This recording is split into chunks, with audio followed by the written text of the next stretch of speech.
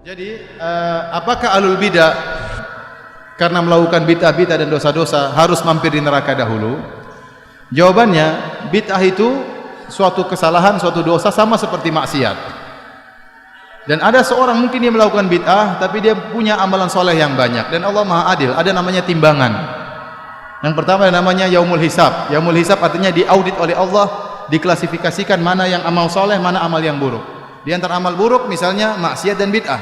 Setelah itu akan ditimbang oleh Allah. Ya. Sebagaimana seorang melakukan maksiat terkadang dia tidak tahu hukumnya. Bisa jadi Allah maafkan. Saya kemarin ceramah di Australia, di Sydney, di Melbourne. Mereka minta saya membahas tentang ajaran Imam Syafi'i yang ditinggalkan. Di antaranya saya bahas tentang haramnya musik. Ini madhab Imam Syafi'i dan seluruh ulama Syafi'i mengatakan musik hukumnya haram. Mereka kaget. Mereka tidak pernah terbetik dalam benak mereka bahwasanya musik itu apa? Haram. Sementara mereka sudah bergelimang dengan musik-musikan. Ya.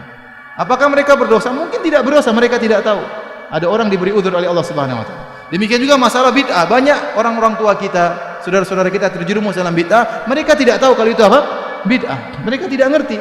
Mereka tahu dari seperti itu, sudah mereka dapat warisan seperti itu, tinggal mereka mengerjakan, mereka menyangka itu adalah agama yang benar. Ya, maka bisa jadi mereka juga diberi udzur oleh Allah Subhanahu wa taala.